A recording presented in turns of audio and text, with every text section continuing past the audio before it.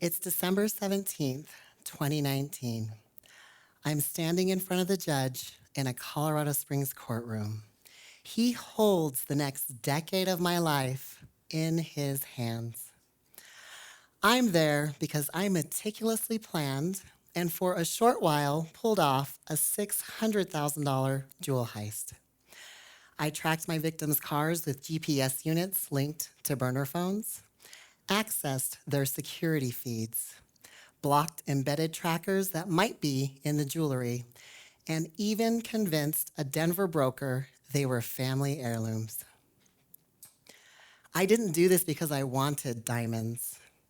I was drowning in $100,000 of debt in my parents' name that they did not know about. All because I was trying to sustain a lifestyle. Not drugs or alcohol, mine, chasing expensive, shiny things. And this wasn't the first time. In 2007, I was a vindictive hacker with zero conscience who could and would steal your identity before you blinked. Back then, I was $1 million in debt. Debt from serving my monster of more and never asking for help. Despite all that, witnesses still showed up in that courtroom and spoke of my good deeds and community service. The judge listened, then shared his own story of betrayal. My stomach dropped. I felt the weight of every victim's pain and just extreme embarrassment for those who had just vouched for me. I braced for the verdict.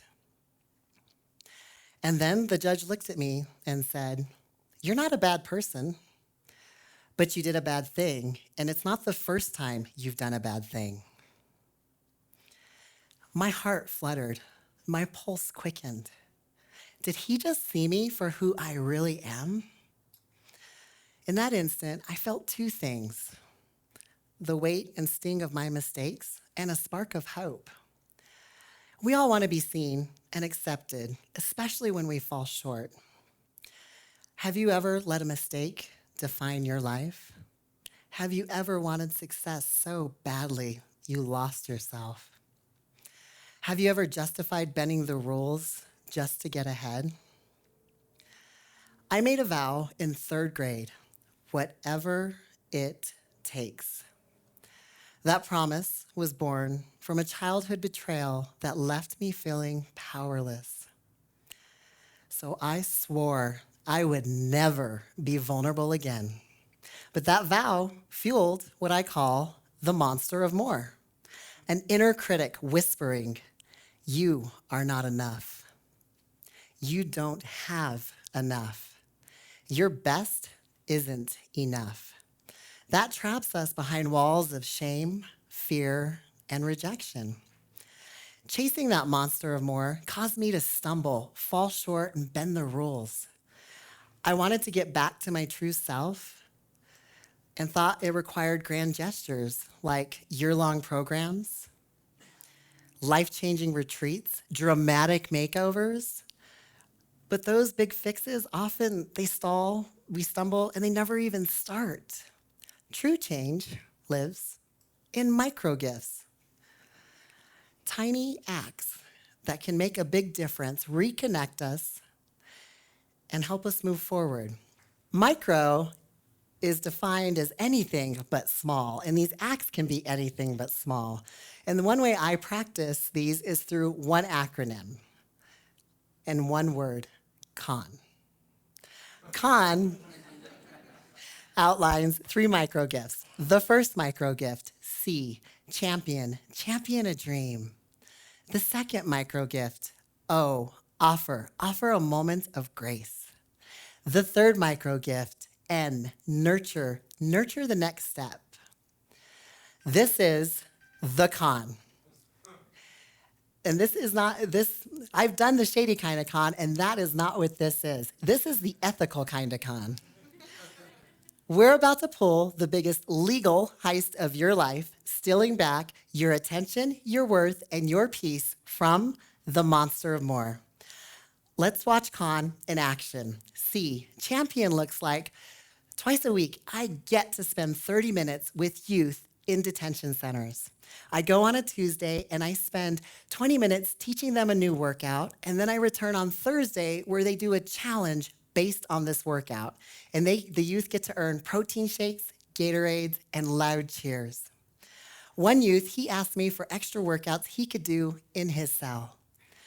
Another flexed and asked, "Are these triceps from the workouts? What else am I gonna start seeing?" And one, he stopped using drugs in the facility because he wanted to be present and participate. The champion micro gift turned idle time into purpose. Oh, offer looks like in court.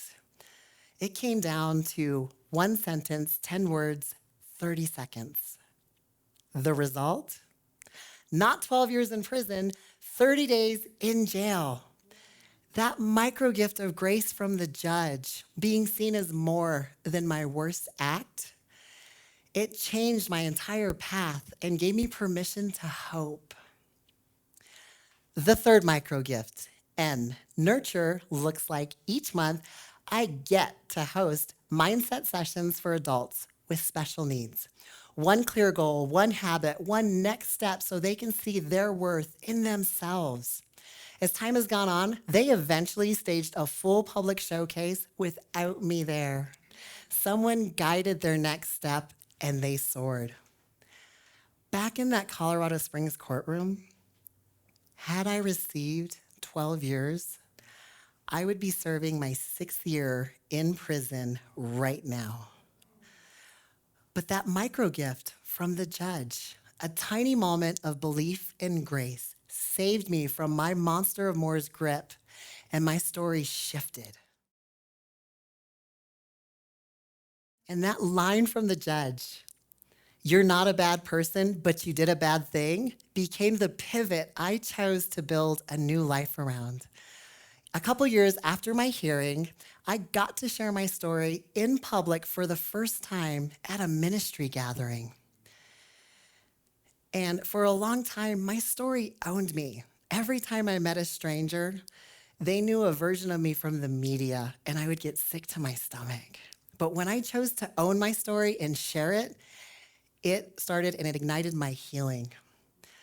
Since then, I have gone on and opened up a transformation facility with a small commercial gym. Once I hacked systems, now I get to help people. My promise is simple: we'll hack your healing together, body, spirit, and soul. On an ongoing basis, I get to champion a client's dream, offer grace when they stumble, and nurture their next step. I get to watch them shed perfectionism and find real strength. I think I'll always have to manage my monster of more. And I can do that through micro gifts: champion, offer, and nurture. And when I practice those, it overpowers that monster. And volunteering in the youth detention centers, sometimes up to 10 hours a week, isn't just about serving youth. It keeps me grounded, and it's a living reminder that I never want to be behind bars again, unless I'm wearing a volunteer badge. So tonight, I invite you to practice giving a micro gift. And here's how you can do that. Pick 3 people and give 1 micro gift to each. 1, champion a friend's dream. Send a quick note of belief. 2, offer grace for a mistake. Say, "I understand," before you judge. And 3, nurture someone's next step. Ask, "What's one thing I can help with tomorrow?" This is how you con the monster of more and ignite ripples that transform lives and communities.